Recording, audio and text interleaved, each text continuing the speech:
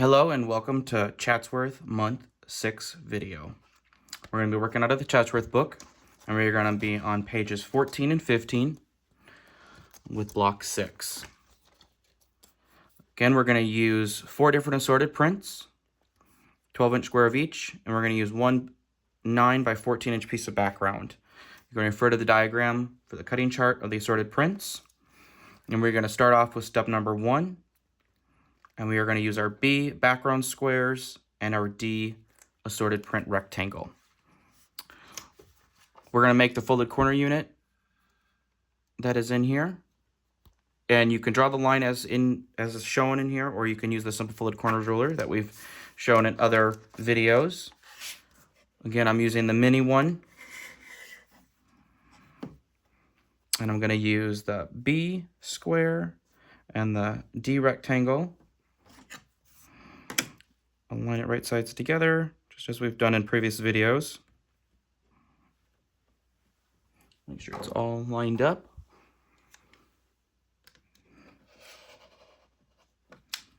Gonna trim, gonna stitch it.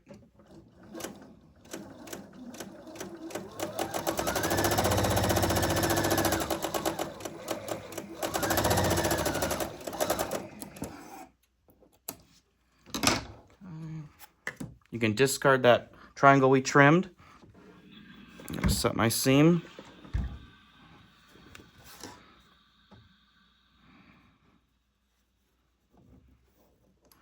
Finger press the seam.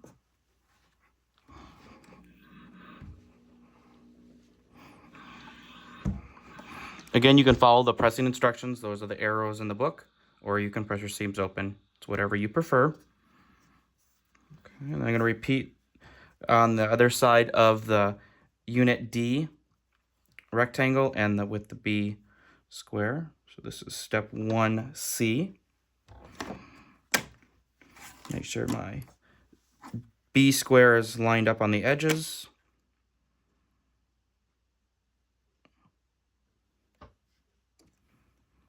Good to go. We're going to trim it away. Discard that piece. Put these aside. Stitch that seam.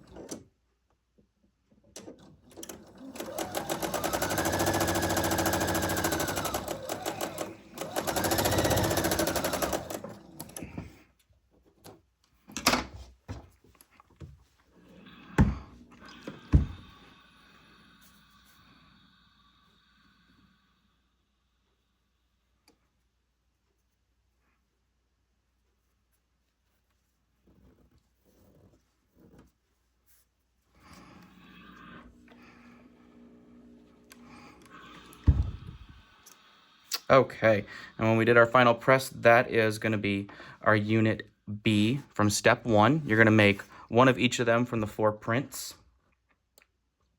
Now we're going to go on to step number 2, which we're going to be making flying geese. And again, when you go ahead and cut your C triangles, which is 1 from each of your assorted prints, you're going to cut 4, and you're only going to use 1. So you can save the remaining C triangles to use another block, or you can just discard them, add them to your scrap bin, or when you're cutting, just a little tip, you might just only want to cut 1 C triangle. Okay. So I'm going to use 2 A triangles of my background and 1 C triangle. And again, I'm going to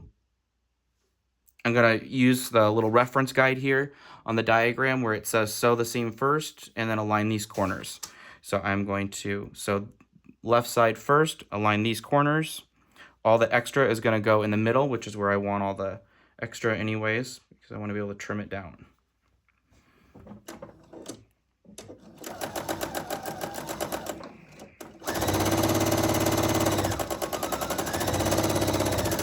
Just using 1/4-inch seam allowances here. And again, you can trim off this little dog ear that extends beyond your C triangle, or you can just leave it. Press.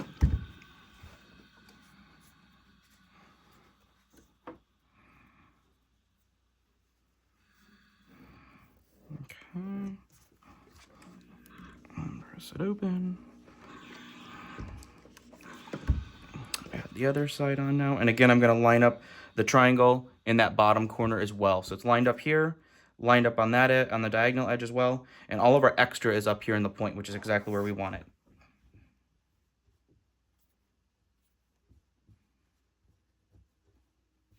And again, like we talked in the couple of blocks ago, you can either have your base, your C triangle on top, or you could have your A triangle on top, whatever you prefer. You'll find whatever is your kind of works with your machine and your pieces.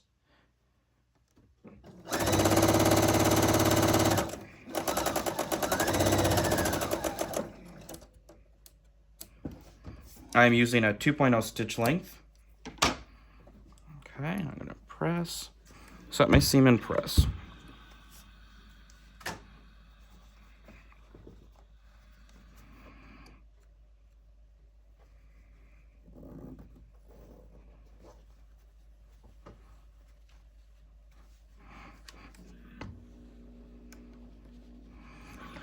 Okay, go to the front. Now, one of the other things too, that when you're making flying geese, and if you can tell that your triangles go out where they're really stretched out, you can take your iron and kind of hold it in place, or where you have a little bit of like the extra in here, and put your iron at the point and work in any extra. And when you have the steam, as I said before, the steam can be your best friend or it can be your worst enemy. And when you kind of work in the extra, you kind of help bring in those outer edge, because sometimes those geese like to flap their wings. And then when you do that, it should keep it pretty square so you can trim it. And when you trim, you're gonna, as you can see, you have a lot more than 1/4 of an inch at the top, which is great. So then when you go to trim it down to the size that it says in the book, you're gonna have a perfect unit with that 1/4 of an inch at the top, which is exactly what we want. So you're gonna make 4 of these unit C's, 1 of each of your assorted prints. And then when we go to step number 3, we're gonna take a unit C flying goose, excuse me, and then you're gonna take 1 unit B that we made in step number 1. And we're gonna join them together, and we're gonna match up the 2 middle points as we've done with kind of that poker pin method. And I like to have the flying goose on top when I'm sewing, so I can see that 1/4 of an inch, so it's not necessarily a guessing game. So I'm gonna turn that, grab a couple pins, and I'm gonna again put right at that point, or that valley, whatever way you're looking at it. And then lining up the seam there, that point. And put a pin on each side.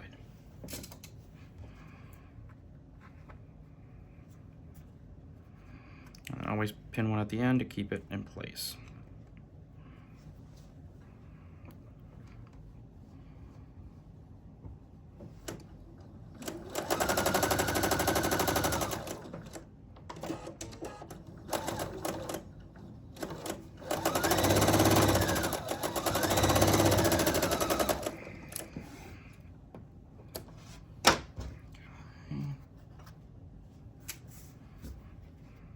Perfect, and then your point should come out nice and matched.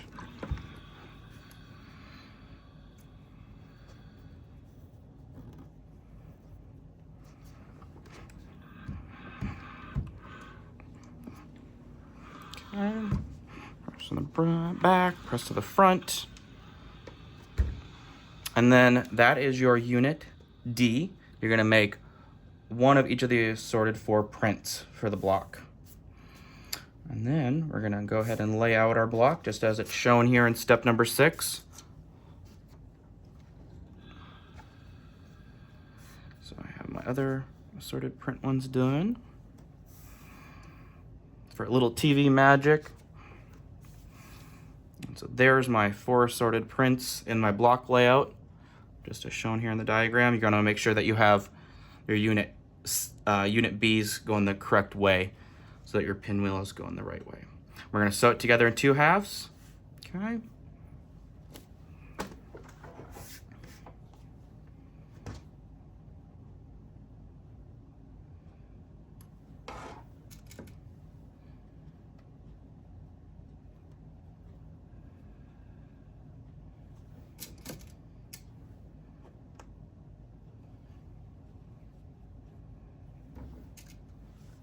Only that middle point to match on these.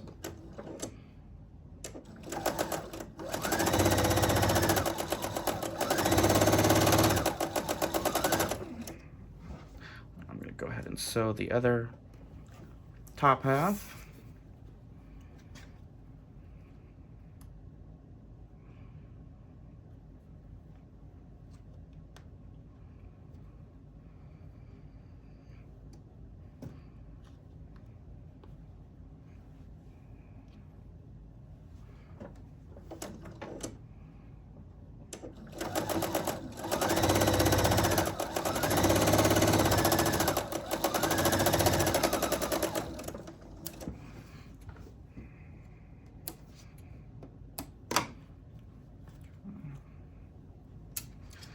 Check out the bottom half. Looks very good. Happy with the points. That looks good. Middle point looks good. It kind of floats because it's the background, which is nice. Let's see the top half. Looks good there. Looks good there.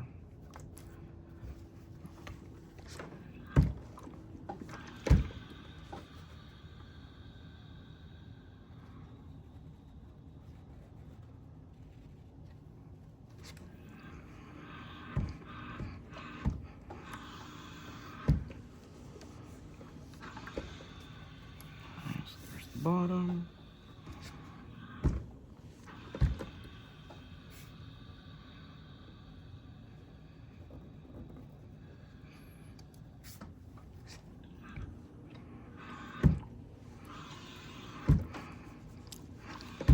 There's the top.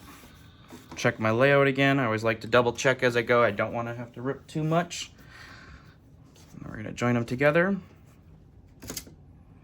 and sew that final seam.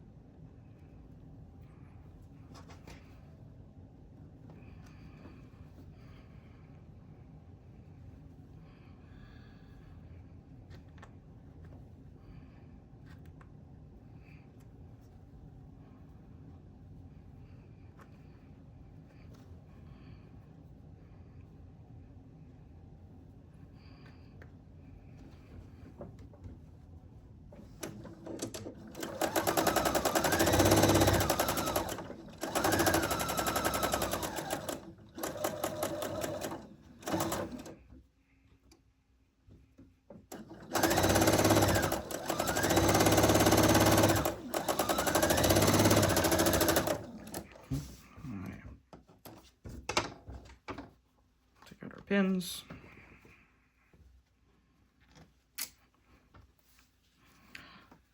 And check our point. Ooh, that looks great. That looks good, and that looks good. Give it a press.